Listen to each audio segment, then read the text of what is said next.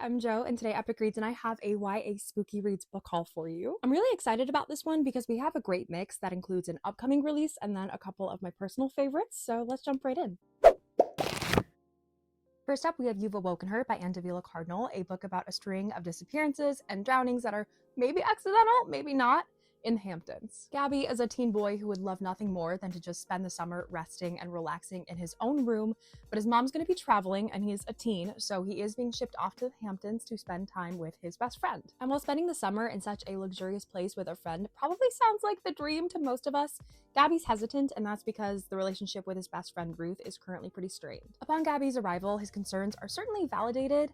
This is a completely new environment to him, and Ruth is mostly focused on spending time with his new boyfriend. And then things take an unexpected and much worse turn when Gabby witnesses a woman being pulled into the ocean, being dragged under the water, and then no one seems to care, including the police. But that's not the only drowning. More begin to occur, and if Gabby wants to convince Ruth that they're all in danger, he will need some proof. All signs point to something lurking in the water, and now we'll just have to read to figure out if Gabby's able to put a stop to whatever's happening there, or if he'll end up becoming a victim too. Cloud in a Cornfield by Adam Caesar is the first in its series. We meet a teen girl named Quinn who moves to a very tiny, very boring town called Kettle Springs with her father. In Kettle Springs, the Bay Pen corn syrup factory has shut down, and it's had this massive impact on its citizens, so much so that the population of the town seems to have divided itself in half. On one side of the town, we have the adults who want to make the town great again, but it's probably because this factory gave them jobs and income. On the other hand, however, we have the kids who are focused on just having fun while they're stuck in Kettle Springs, and then once they're able to leave,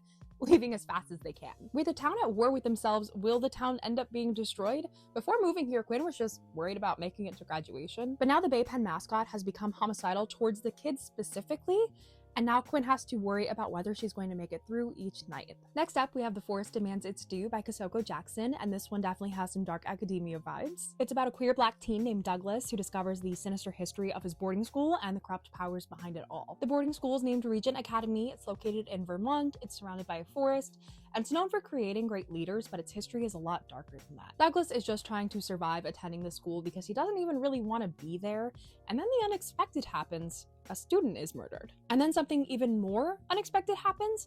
No one remembers this student that was murdered except for Douglas and the groundskeeper's son named Everett. As they attempt to uncover the truth, Douglas awakens something hidden deep within the forest, a creature who wants blood as payment for a debt more than 300 years in the making. And if its wish is not fulfilled, it will destroy the entire city that the school is located in. There's a possibility that Douglas will have a chance to grasp this power he's always felt was within him, but if he messes up in any way, he might just discover that everything he knows will be corrupted. The Unfinished is the first in its series by Cheryl Isaacs. We meet Avery, who is a small-town athlete who's haunted by indigenous stories of the Blackwater and the beings that live within it. She's been told that the Blackwater waits and watches and is hungry for souls to survive.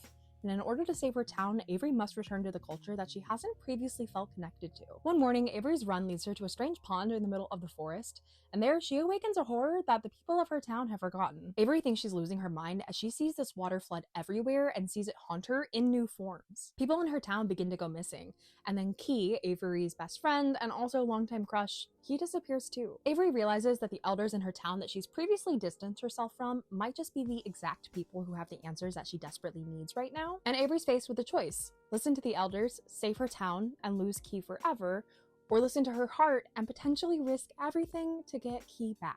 This one is a September 2025 release, so it will be hitting shelves soon. This is The Deep Well by Laura Creedle, a tense atmospheric novel about legends, paranoia, and horrors that hide just beneath the surface. April's a teenager now, but when she was 5, about 12 years ago, she heard this voice tell her to fly, and she ended up surviving this really strange massacre at the local mine, and because of this, she's been in the spotlight ever since. After it first happened, April became part of an internet urban legend, and then she became inspiration for a horror movie. But the most concerning development is that a cult fully believes that April will obtain universe-altering powers on her 17th birthday. And all of that terrifying information aside, April still has some unanswered questions of her own, such as that day in the mind, what happened to her father who disappeared? It's a week before her 17th birthday that April is given a collection of documents with the words, "He's alive." This propels her into a search to uncover more about her own childhood, and as she does so, the cultist beliefs start to make a bit more sense to April, and she even begins to hope that she'll be able to find her father and get him back from wherever he might be. April never wanted to go back to that mine, but with all this new information location she's uncovering, she's realizing that this might be the exact place she needs to go to finish uncovering the answers she's looking for. This is A Girl Walks into the Forest by Madeline Rue, a mashup of horror and fairy tale, and our main character Vala must embark on a harrowing journey through a deadly forest. Her whole life, Vala's been told how beautiful she is and how that beauty would bring great things to her life. And then a mysterious count proposes, and Vala's mostly excited so that she has a reason to leave her town. But something is standing in her way, and that's the dangerous journey through the woods that most don't survive. These woods are filled with otherworldly creatures and supernatural forces, and its reputation is proven to be true when Vala's attacked and her face is torn to shreds. When Vala finally makes it to the Count's castle, she's just relieved to be safe, but things have changed for the Count. Because of the attack that she's endured, he no longer considers Vala to be beautiful. And now for Vala, the true battle begins, and she must lean on the brutality of nature and her biggest fears in order to win back what she's been robbed of. Next up, we have Kill Creatures by Rory Power, best-selling author of Wilder Girls. We meet Nan, and last summer, her 3 best friends disappeared into a canyon. Over the past year, Nan's been grieving this loss, as well as avoiding questions about what happened that night. It's now the 1-year anniversary, and she's ready to say goodbye with her friends' families at a memorial. But the memorial is interrupted when one of the missing girls returns alive, and of course, everyone is overjoyed, except for Nan, because she's pretty positive the 3 were dead, and she feels this way because, well, she was the one who killed them. Kill Creatures is atmospheric, fast-paced, and all about secrets, jealousy, and revenge. I'm excited to be concluding this book haul with 2 of my absolute favorite YA horror books that I highly recommend. This one is Don't Let the Forest In by C.G. Drews. Our main character is a high school senior named Andrew. He's a bit of an outcast at his boarding school and finds a lot of refuge in the twisted fairy tales that he writes. And although his best friend Thomas is an artist, Thomas really does ground Andrew to reality. When Andrew's twin sister Dove keeps him at a distance upon their return to school, Andrew is leaning on Thomas more than usual. But Thomas's abusive parents have mysteriously vanished, and he shuts down the conversation anytime that Andrew tries to bring it up. And he started to even lose interest in things that have previously brought him joy, such as drawing monsters from Andrew's stories. Concerned for his friend, one night, Andrew follows Thomas into a forest that is off limits for students. There, much to his disbelief, Andrew witnesses Thomas fighting a monster, one that Thomas actually drew.